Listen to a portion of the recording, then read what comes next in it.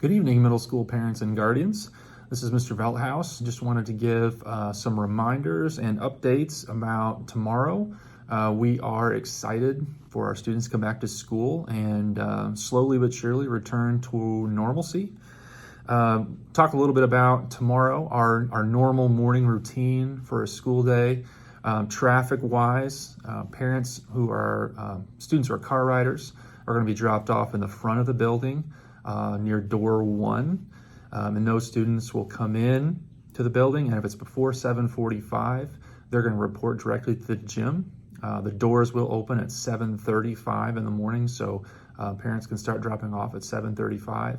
And then again, students will report to the gym until 7:45, and then we'll go directly to their classrooms. Students who ride buses will also, they'll be dropped off in the rear of the building near the gym. And again, students who get here before 7:45 will report to the gym briefly, but then we'll report to their first class, which is going to be Tiger Time at 7:45. On their way to Tiger Time, there'll be grab and go breakfasts that are available. I want to talk a little bit about Tiger Time. You should be able to see on your screen a picture of an example student schedule. If you're looking at your student schedule and looking for Tiger Time, it is often listed at the end of the schedule. Tiger Time functions a little bit like a homeroom. We use it for a number of things. And so it's listed there under Tiger Time, but it also says for the period number is HR for homeroom. But we do that at the beginning of most days. So that should show your students Tiger Time, teacher, and room number. And that is where students will go first, or the first classroom that they go to tomorrow morning will be the Tiger Time. If for some reason you don't have your student schedule, or if your student schedule doesn't have a Tiger Time on it for some reason, don't be alarmed. We do have printouts of all of the different Tiger Time assignments in the gym and in the lobby, and we will have staff that can help students find the Tiger Time they need to go to. When students get to Tiger Time in the morning, the first thing that we will do is hand out student planners. And we'll hand out some important paperwork for them, and they'll get a welcome message from me and the assistant principal, and try to get everybody started off on the right foot. More on that important paperwork. I'll get to that at the end of this message, but keep that in mind. For cafeteria, during lunches tomorrow, we are going to sit students in assigned seats again. We're hopeful that we can continue to move away from that as things get better. But for now, we're going to continue with the assigned seats. For those of our students who are 7th and 8th graders who were here last year, this shouldn't be anything new, and they shouldn't have any trouble finding their assigned seat.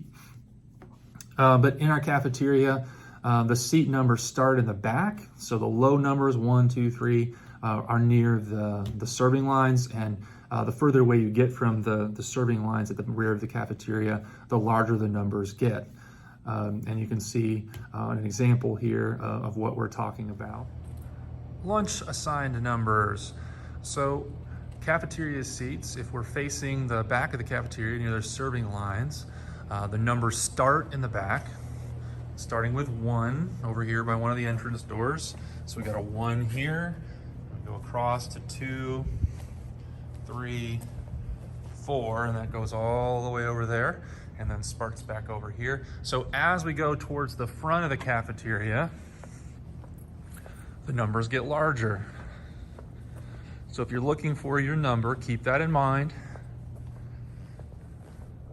90, number's getting bigger. And what this means in most cases is if your last name starts with an A, you're going to have a lower number. If your last name starts with a Z or a W, you're going to have a higher number. So as we get closer to the end here, you see some of the larger numbers, 250, 251. So hopefully that gives you an idea of where your lunch seat is. And we should have staff in the cafeteria to help you out if you're not sure. But make sure you remember your number. Once again, we've got extra time planned in our day tomorrow for lunch.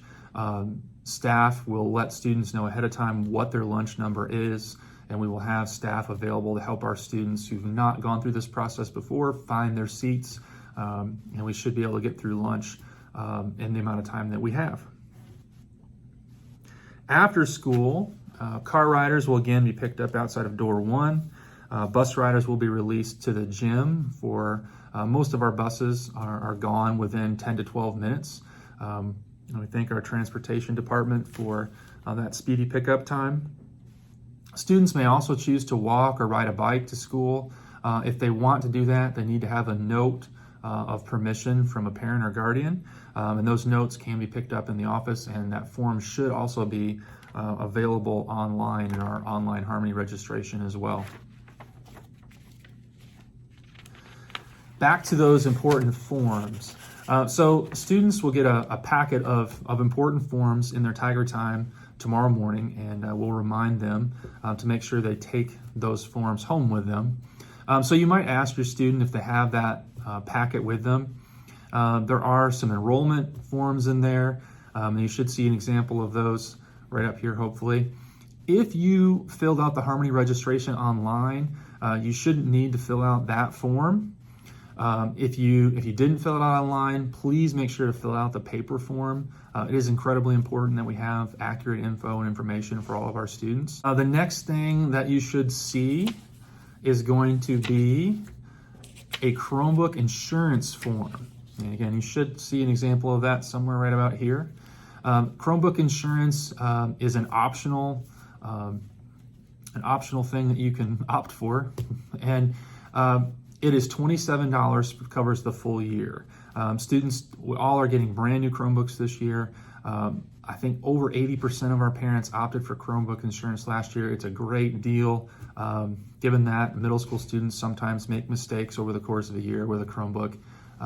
And most repairs of our Chromebooks cost more than $27. So it's a pretty good trade-off, and I would encourage all parents to look into the Chromebook insurance, as that kind of gives you some peace of mind if your middle schooler forgets that their Chromebook's in their backpack when they drop it, or if any accident happens, it can have you completely covered, and the damage will either be fixed if it can be, or the Chromebook can be replaced, and there's no deductible. So it's a great deal.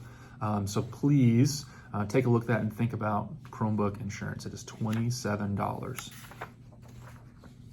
The next form that I'd like to highlight is the pickup list form. With everything else, safety is our number one concern.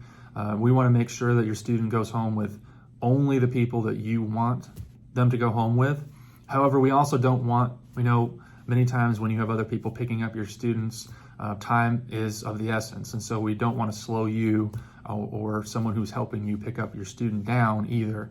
So I'd ask you just to take a few minutes and think about who might be picking up your student this year, who you'd want to entrust with that permission, and you can make sure you put all of those people on the pickup list. And that way, if they come in to pick up your student, we don't have to, call you and verify that is okay. We can help whoever's helping you out and get out of here as quickly as possible. So that is the pickup list form. There are some other forms. I'm not going to highlight all of those. The other form I am going to highlight is the Chromebook agreement.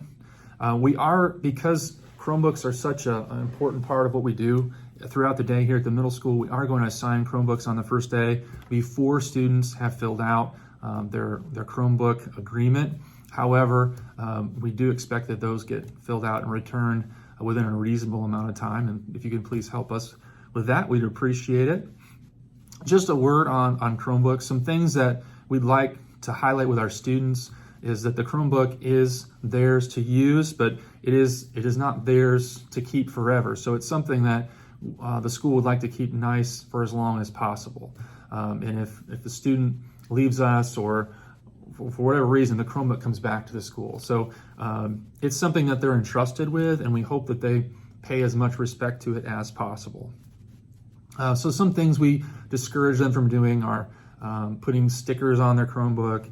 We do discourage them from, writing on it in marker, pencil, whatever. Just trying to keep it as nice as possible. If you as parents can help us reinforce that, we would greatly appreciate it. We are looking forward to a great school year this year. Again, our goal is going to be moving towards normalcy. We're excited to have the students back and looking forward to a great day tomorrow. Thank you very much.